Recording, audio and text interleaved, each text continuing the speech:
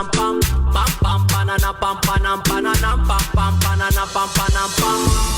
voice, your music, your station. WGHC 98.3 FM. All right, thank you all for tuning in to WJC 98.3 FM, your voice and music, your station. My name is Jeff Badu, and I'm a licensed certified public accountant. I'm a serial entrepreneur and a wealth multiplier, and I'm the CEO and founder of Badu Enterprises, which is a multinational conglomerate in the finance industry. And what we do is we provide a suite of financial services, including tax preparation, or tax consulting, financial counseling, credit repair, real estate services, things of that nature. And we're currently a global multinational conglomerate. So today we'll be going over a presentation, a discussion essentially on how to make money with virtually no money. So how do you start with nothing? And my advice initially kicking off is you have to take what you have in life in order to do the things that you want. So you have to start with what you have. We all have something, whether it be a talent, whether it be a person that we know, such as a wealthy person that we can leverage to teach us, whether it be a book that can teach you a lot of things, such as the Bible, or such as a Rich Dad, Poor Dad, for example. So ultimately, we have to start with what we have. That's how you make, and it does not involve actual physical money. So we'll talk about that in a second. Before we get to that, let's talk about a market report. So this report is as of last Friday, so as of July 26, 2019. Strong earnings reports plus a favorable gross domestic product, or GDP report, were enough to boost stocks last week. The S&P 500 notched a new record high last week, as did the NASDAQ. The GDP, or gross domestic product, expanded at an annualized rate of 2.1% in the second quarter as consumer spending, which accounts for about 2/3 of the economy, soared. So meaning people spent more money, consumers spent more money. Several large companies reported strong earnings, although Amazon's run of record earnings came to an end. The NASDAQ led the way last week, gaining over 2.25%. So NASDAQ is mainly composed of technology stocks, such as Amazon, followed by the Russell 2000, which also increased over 2%. The S&P 500 rose 38.25 points and 1.65% over its prior week's closing value. Both the Dow, which is at 0.14%, and Global Dow 0.61%, lag behind the other benchmark indexes. Oil prices stayed relatively steady, rising at from $55.97 per barrel to $56.17 per barrel. Price of COMEX gold went down from $1426.50 to $1418.40. So far this year, the Dow Jones is up 16.57%. NASDAQ is up 25.54%. S&P 500 is up 20.70%. Russell 2000 is up 17.09%. Global Dow is up 13.44%.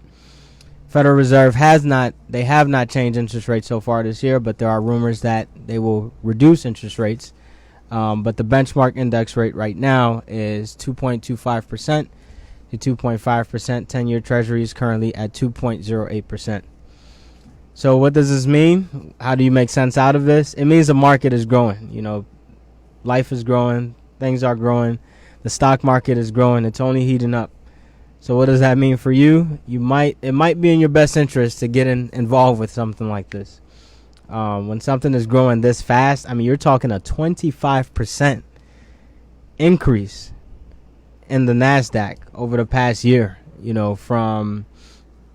from July 26, 2018 through July 26, 2019, essentially. From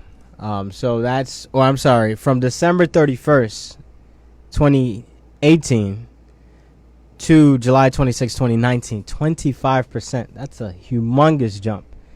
That's a very, very big number, actually. And then the S&P 500 has grown 20%. That is massive. That's a massive number right there. So what this means is that you might want to consider becoming an investor. Whether you have money, whether you don't have any money, start small, think big. The key, though, is you have to get in. That's my advice to everyone when it comes to the stock market or the markets. And, of course, we've had segments on the stock market. I have articles on my website, jeffbadu.com, that talks about the stock market. And once again, thank you all for tuning in to WGHC 98.3 FM. This is the show Money Talks, where all we talk is money. If you have a question or a comment, anything to chime in, you can find us live on Facebook. You can find me at Jeff Badu on Facebook. You can also call into the studio line, 773-942-7167. 773-942-7167 for all resources, for access to videos, blogs, things of that nature. You can visit jeffbadu.com, jeffbadu.com, and you'll find a suite of resources on that website. So let's talk about how do you make money with no money, or let me put in the disclaimer, virtually no money. Some things require a little bit, maybe $1, maybe $2, things of that nature. But essentially, my goal is to at least provide you guys strategies on if you literally have no money. Let's say you have no money in the bank, you don't have a job, but you have a willingness that you need. So anything that I teach you today, you might not need money, but you need the dedication, you need the heart, you need the wisdom, you need all of those things. So those are very, very important things to note. And just really quickly, we're about to the Facebook Live is just going to be disconnected for a quick second, so please bear with me, the folks on Facebook. We're just going to disconnect for a really, really quick second.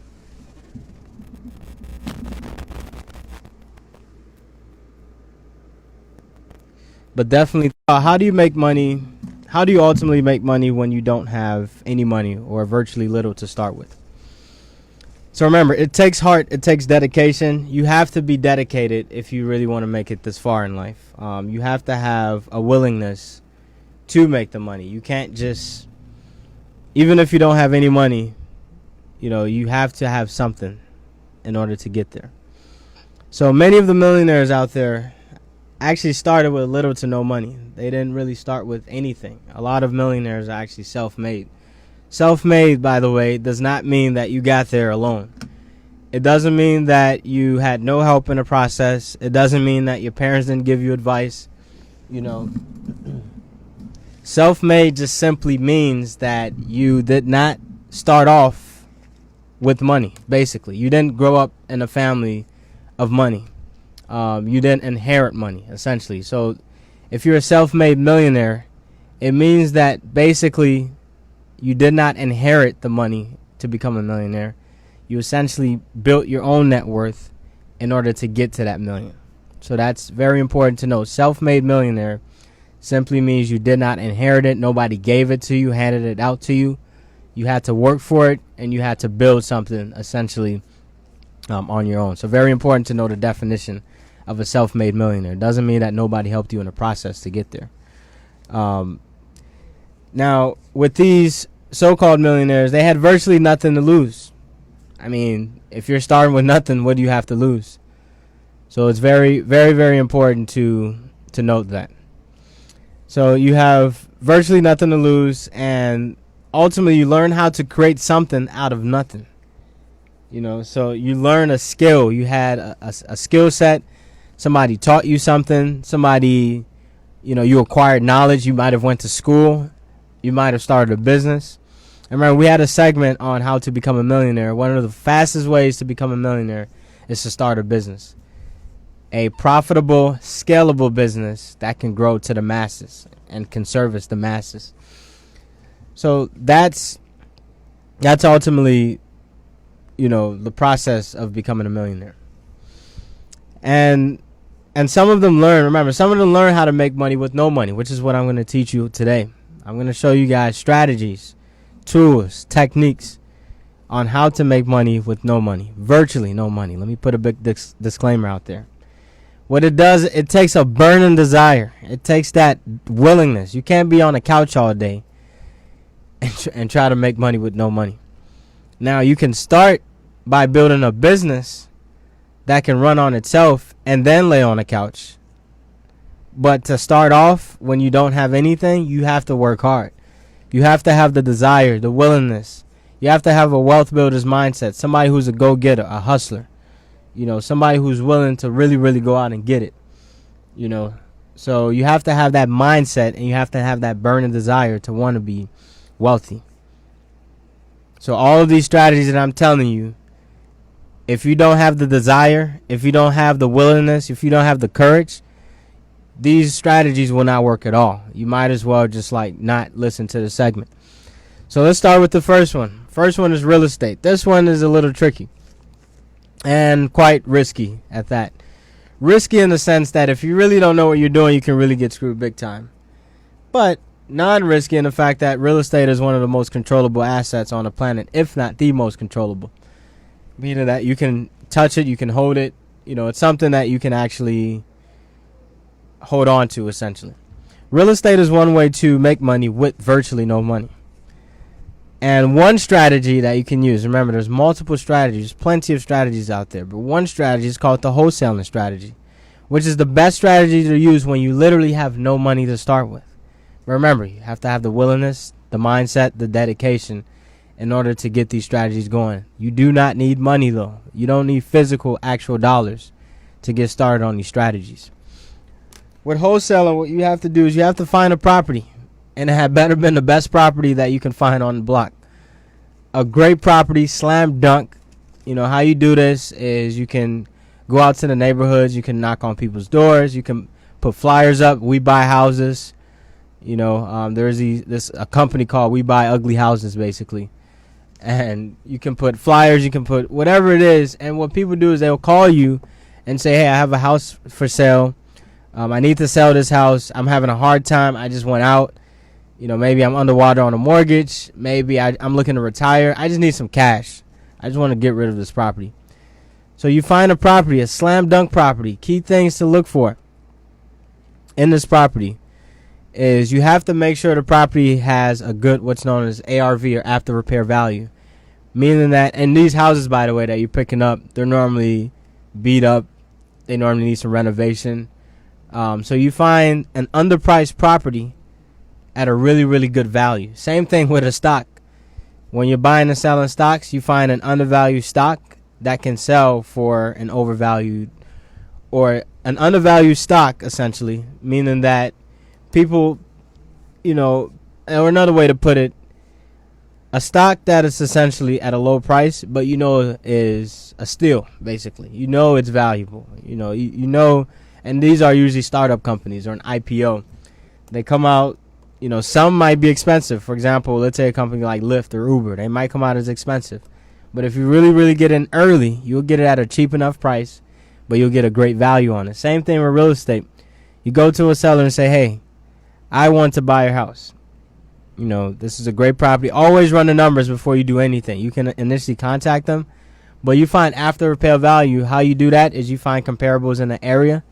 You find three to six houses that have sold or are pending within the last 3 months, within a 1 mile radius of the house. You can easily find that. It's public information. So you can take the average of those sales prices. Remember, you want to look at similar bedroom, bathroom, square footage count. Extremely important to get these numbers down.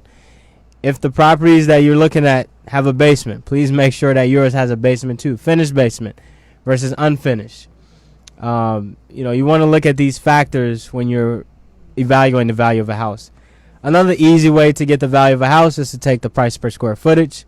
You can take the average of those houses and get the average price per square footage. Or you can look on one of these market data sites such as Trulia, which isn't always accurate, but you can always get a price per square foot of an area.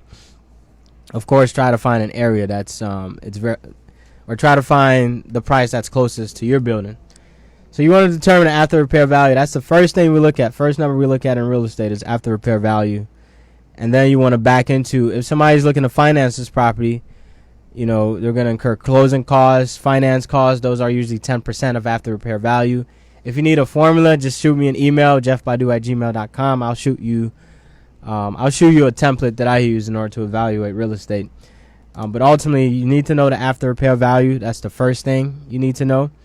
And then the second thing is you want to back out all the costs and, of course, add your profit. So as a wholesaler, you usually make about $5,000 to $10,000 per deal. So you want to make sure you add that number as a cost, because that will be a cost to the seller when they're looking to sell their property, because you're going to charge them a wholesale fee in order to get this building. Usually the buyer doesn't necessarily pay the wholesale fee. It really depends on who you're looking. Like if a wholesaler is selling a building for, or if helping somebody sell a building, they're going to charge that person that they're actually selling for. But keep in mind, the seller might bring that cost to you though. So the seller might add that wholesale fee to the total purchase price of the building. And then you want to get to a maximum purchase price and then ultimately an offer price for the seller. It's an easy formula, but the key is you have to find a good building. There's two numbers that can screw you over in real estate. After repair value, and then secondly, repair costs. This is extremely important. Some wholesalers do not estimate repair costs because it's a lot. I mean, it's in order to accurately estimate repair costs, you really have to know what you're doing. So I would say sometimes you want to leave the repair costs to the buyer as you're wholesaling properties too. But if you're skilled, or if you're a contractor, if you know how to estimate repairs, then you can do that. You can do ballpark ranges, but I would advise staying away from that, because I can tell you every property that I've rehabbed, I've always been over budget. Always. The contractor would tell you, hey, this will cost $10,000. Next thing you know, it's $15,000. So what you can do is whatever number somebody tells you, just add a buffer. Now, this might sound a little unethical, but as a wholesaler who's looking to make a profit, you're not necessarily concerned about the profit the buyer is going to make. So if somebody tells you a number, you can use that number, even if you know that it's probably going to be more. I mean, but at the same time, you have to pitch it in a way. You have to sell. Ultimately, you have to. Nobody's gonna. If somebody knows that something costs $15,000, but they can get it for 10, they're gonna choose the 10 if they're of the same value. So even if you know that, hey, contractors always make the mistake of underpricing everything or underestimating. If they give you an estimate, you can say, hey, this is the estimate. Take it or leave it. As a buyer, you should be doing your own repair estimates anyway.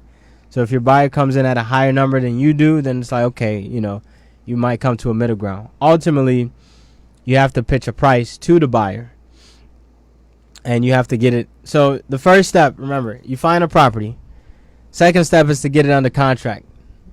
Before you market this property to somebody, please make sure you have a contract signed by the seller saying, hey, usually it says, I'm going to essentially, usually what the line goes like this. Seller of record, here's who's the seller? It's a seller of record. Who's the buyer? It's usually yourself, so you can put your name, or I would highly advise you use something like an LLC or limited liability company. So you can put that name, whatever name you put, and you can put and or assigns essentially to somebody else. So that kind of lets the person know, hey, I might not be the one buying it.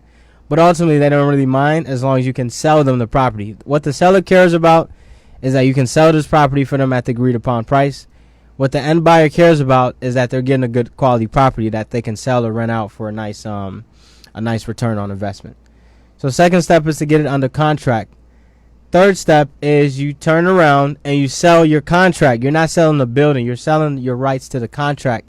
You have equitable interest in the contract or in the building to an end buyer without ever having a dime of your own money tied into the deal.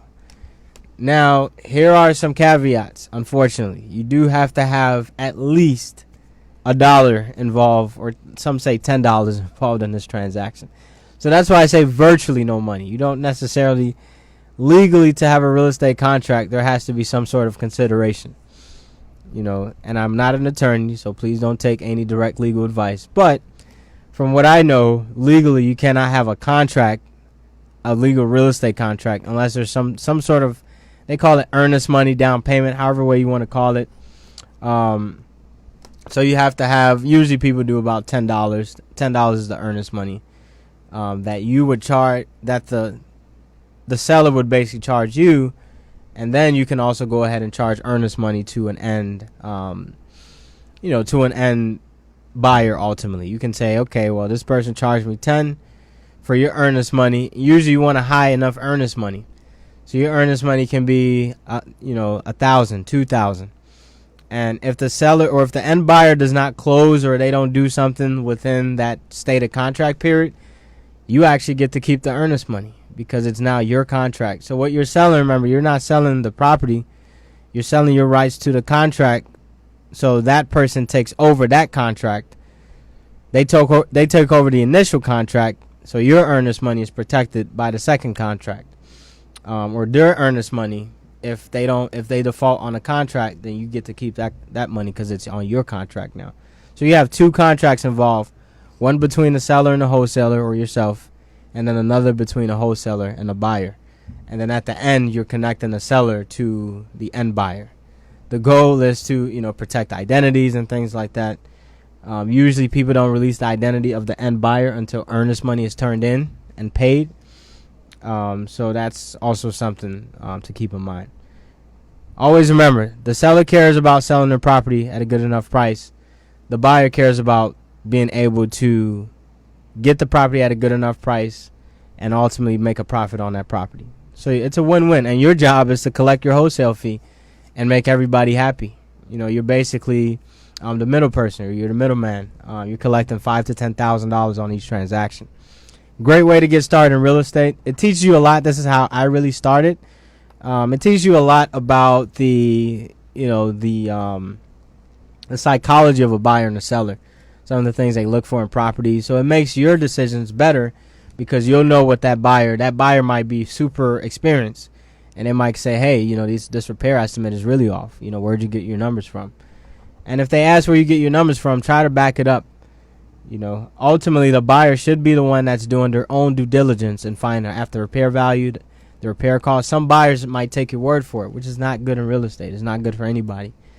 So, I would say try to challenge buyers to not necessarily just take your word for it, but actually do their own due diligence, because ultimately they're the ones mainly responsible. So if something goes bad for that building, they're the ones that are going to bear the costs of that. So something you definitely want to keep in mind. Now, how do you find properties? Remember, you can put up signs. You can knock on people's doors. Some people have for sale signs on their door, or FSBO, for sale by owner signs. You can find them on Craigslist. I use Craigslist a lot. We found a few deals on Craigslist. And learn how to negotiate the earnest money. I mean, this is a seller.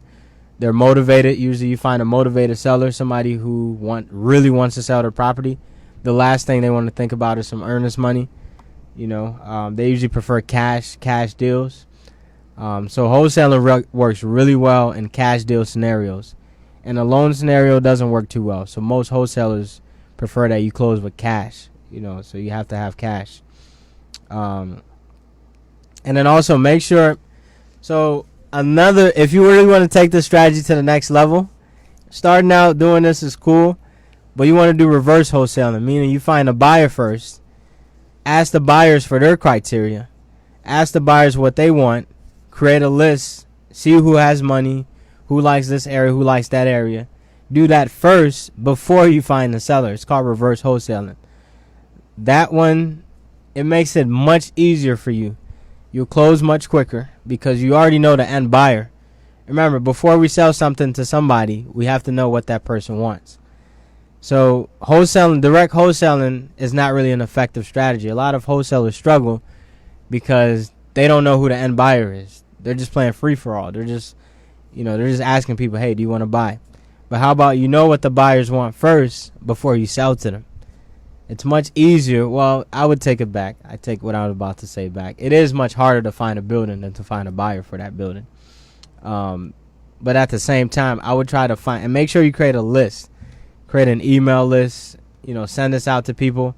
There's a guy named Russell Walker who does this really well. He's, in my opinion, the top wholesaler in Chicago. Russell is, he's a friend of mine. He's a great guy, awesome guy.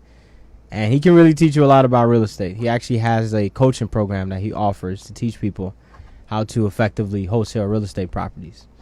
So, that's one way to get started with no money or virtually no money, because remember, you need some earnest money.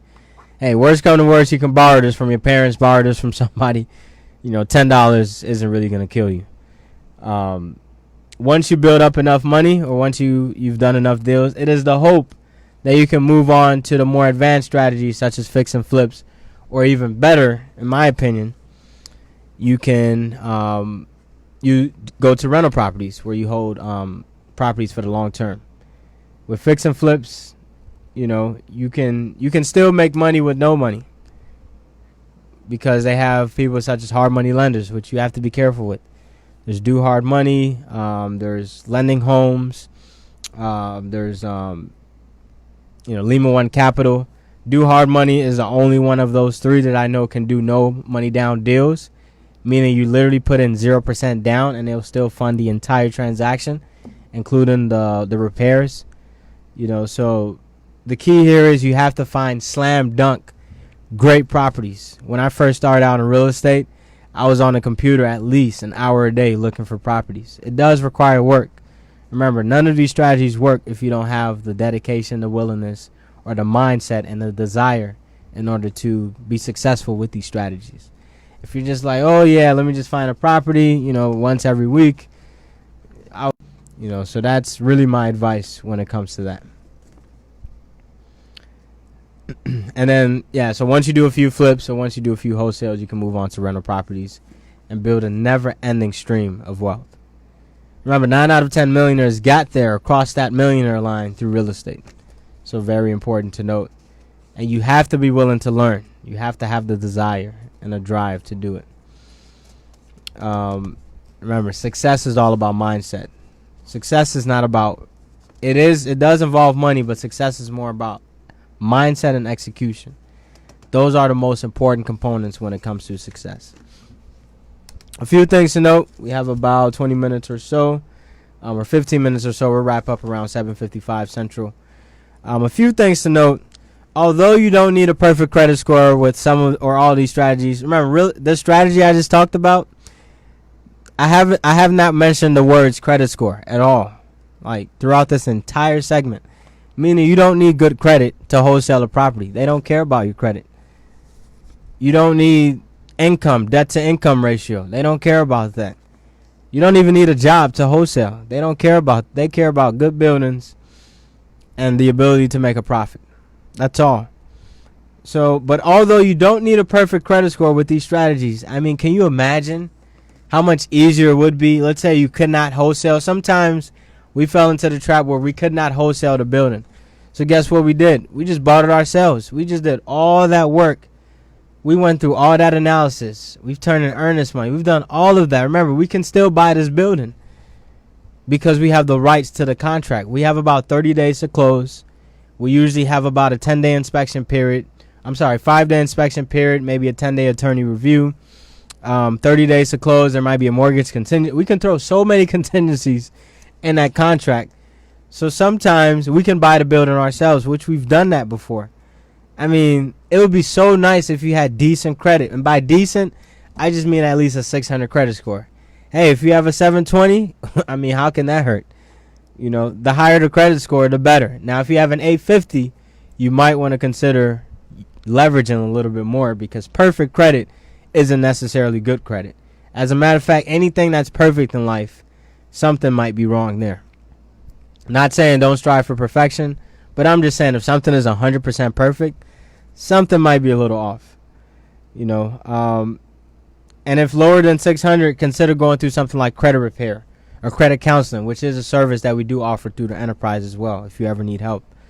And you should have a credit card or some sort of access to capital. More capital the better, or the more access to capital the better. Who's ever complained about having too much money? If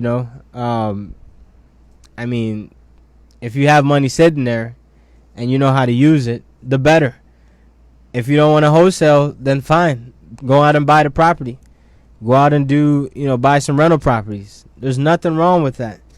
Especially if you've done all that work to find such a great deal, why not actually put that work to actual use? And understand good debt versus bad debt. Not all debt is bad. Debt that can make you money is technically pretty good debt. With that, you have to be very, very, very, very, very careful. It's a tool that can really, it can be your best friend or it can be your worst enemy. You have to be very, very cautious when it comes to that. My advice, know how to use the debt before you go out and attain it. So with the wholesaling, how about, remember, wholesale doesn't even require debt. Maybe you borrow $10 from a friend, that could be the debt, but wholesaling doesn't require any debt. But let's say you get into a fix and flip, rental property. That's where you start to acquire debt. Please make sure you know what you're doing before you acquire it. Maybe read a book, attend a seminar, listen to these segments. I post a lot of stuff when it comes to debt. So debt, I understand some people, it's a word that can really cripple you.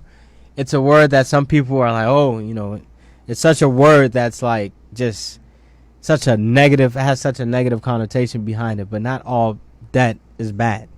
Some debt can help you grow, especially if it's going to make you money, and you know what you're doing with it. I think it's a great idea.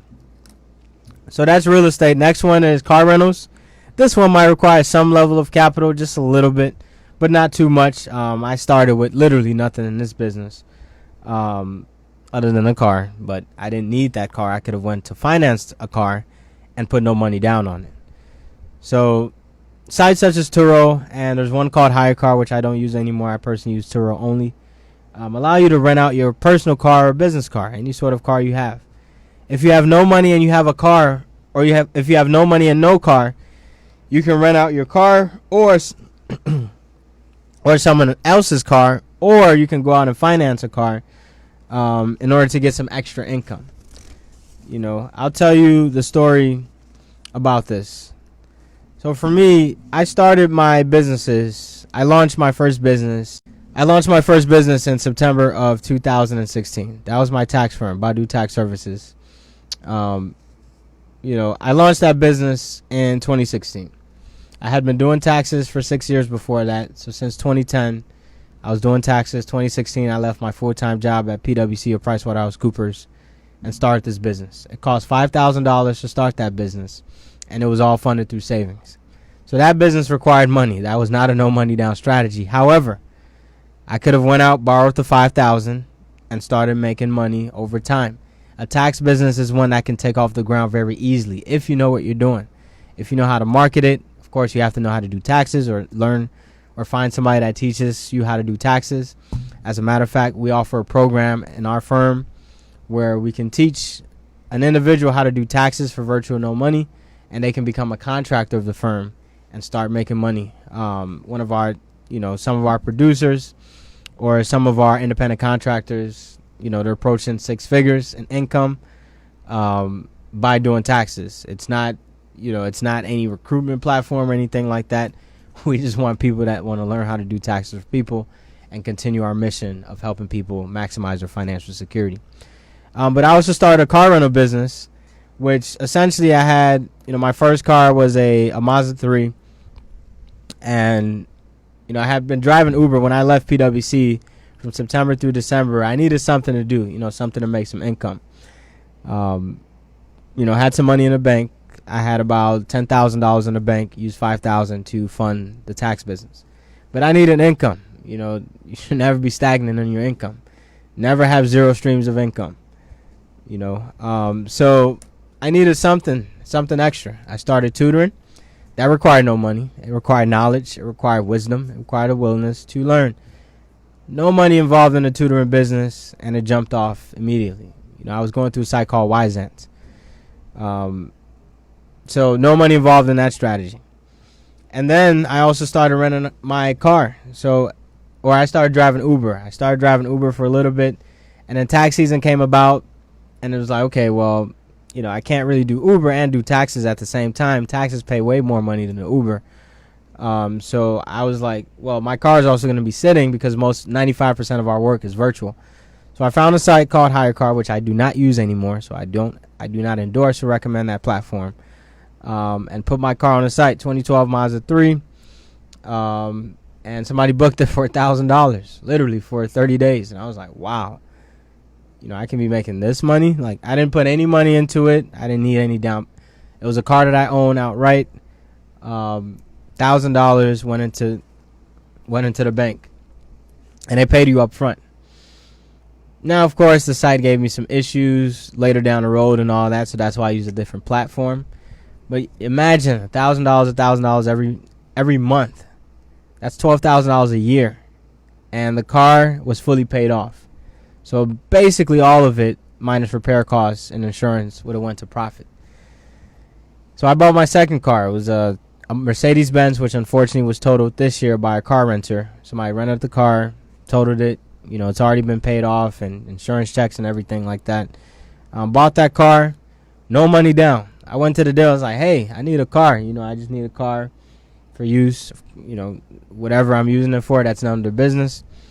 I need a car, and I told them I don't have any money to put down.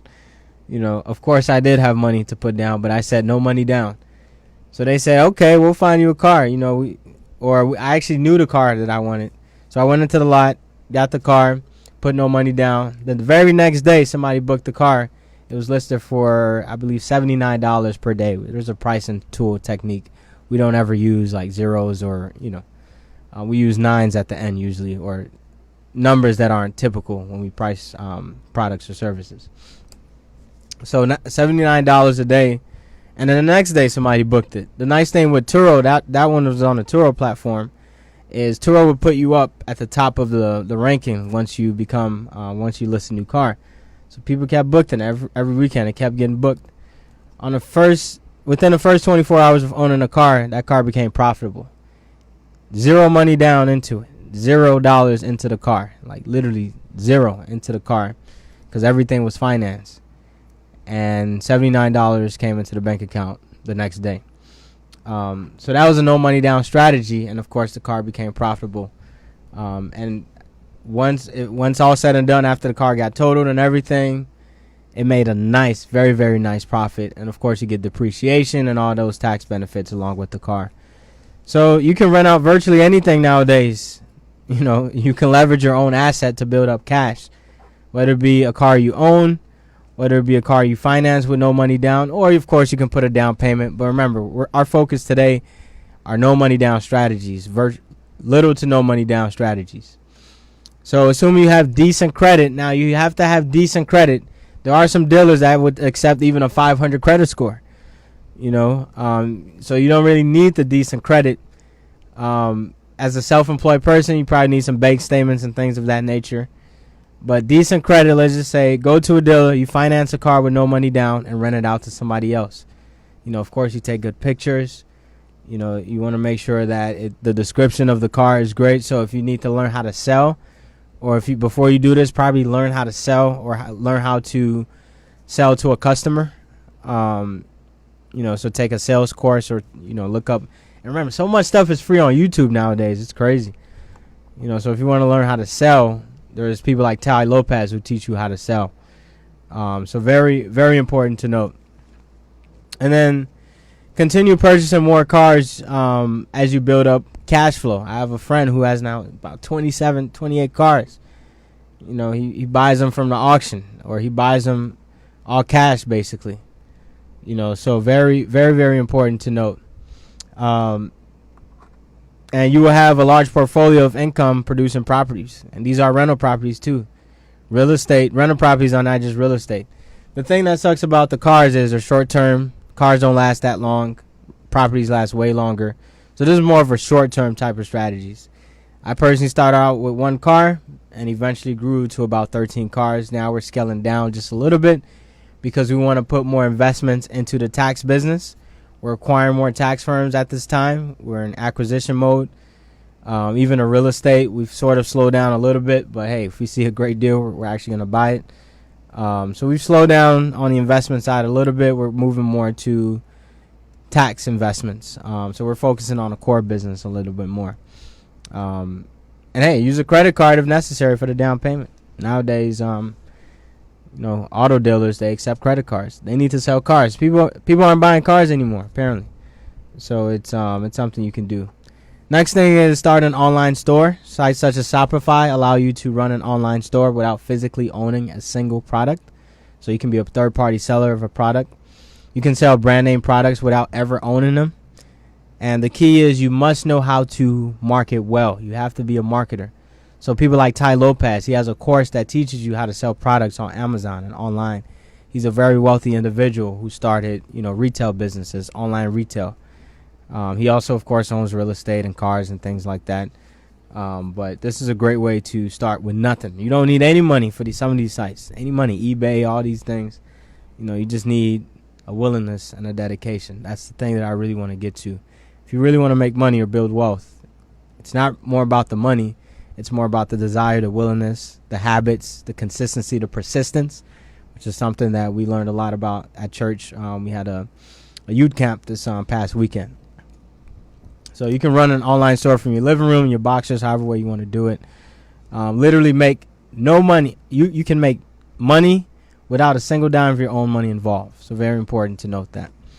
Next thing is providing personal services. This is how I started. As far as my tax firm, just offer a skill. We all have skills in life. There's nobody on this planet that has no skills in life. Like you cannot find a single person on this planet that has zero skills. Everybody has some type of skill, has something to offer, whether it's wisdom, whether it's dancing, whether it's taxes, accounting. No matter what it is, we all have a skill that we can offer. So my advice is to offer that as something to people, and do so even if you have to charge people for it. For me, I did taxes for free for 6 years. I didn't charge a single person from 2010 through 2016. I was doing taxes for free. So that's, and that was just to build. I didn't have to do that. And of course, if we're looking to make money, that's probably not the most sustainable strategy. Charge people. People will pay for what you have. It takes none of your own money out of pocket. Some of these businesses, you might need a software or something, but find somebody who has it and leverage off them, learn off them, use their resources until you can build up your own and then branch off on your own or stick with that person. And this is what we offer at our firm, at the tax firm. We offer people the opportunity to start a tax business without ever recruiting anybody, without ever putting any money into it. Really, you just have to have what we like to teach people in our company, in our businesses. It's more about the desire, the willingness, the hunger, to strive for those things more than the money. If you need the money, we'll give it to you. We'll show you, we'll give you the resources necessary. For example, one of my contractors now is about to get their enrolled agent license or their EA license. We fronted them the cash. We said, hey, here's the money. What do you need? You don't need any money. We'll give you the money. As long as you have, we've seen that they had the willingness and the desire to do it. So we handed them the cash, and now they're about to get their license to expand their tax business. So it can be, whether it be an online, in person, a workshop, a seminar. We have Facebook. Everybody that's live on Facebook, you have internet. That's one of our biggest resources in life is the internet. Go out, sell something, do something. We all have a skill. We all have something that we essentially have to offer. So to conclude, there are many ways to make money with no money. We don't need money to make money. And these are just a few. I haven't even scratched the surface of all the things you can do. These are just a few things you can do in order to make money. It doesn't always take money to make money. Or should I rephrase that? It doesn't always take your money to make money. It takes a burning desire to succeed and a willing and able mindset. So that's essentially what I wanted to present. So let's go into the Facebook comments really quick. I do see a few comments here. Let's see what we have. So let's see. Is it too late to get in? Let's see, Steve. Beyond Me stocks. I would say I don't really have an opinion on that. With the stock market, there's always a lot of great stocks to invest in. Kind of just have to do research. I can tell you the cannabis industry is pretty hot. Technology, of course, is pretty hot. So things of that nature. So there's always ways to make money. I'm telling you, it takes less about money than a desire. If you really, I've seen people that were on their last $100, and they went out and they hustled. They worked, they earned it, and ultimately they were able to become successful. So, and remember, always do your research when it comes to all these things. So I definitely appreciate you guys for tuning in. Hopefully you guys learned something. This might turn into a book as usual. A lot of my segments are destined to turn into books. So my next book, How to Become a Millionaire, it's called 7 Figures, How to Become a Millionaire. Then the following book after that is How to Start 6 Steps to Starting a Successful or Launching a Successful Business. So this one might be one that I release as a book, And the key with the book, some people like the written formats, so that's why we do the book. It looks nice, fancy, and all that good stuff. Branding, all the fancy stuff that goes along with it. But the next book will be released in January of 2020. Part of my 2020 vision is to launch another book, and I'll actually be launching 2 books instead of 1. Last year I launched 1 book. This year I'm not launching any books. Next year I'll be launching 2 books. So with that being said, thank you all for tuning in to WJT 98.3 FM, your voice, your music, your station.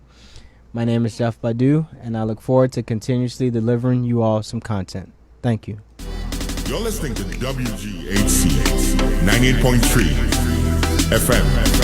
Spoil you, but we are nothing's friend. From see the first time, want to trust in them. Tell me spoil you, get anything you like.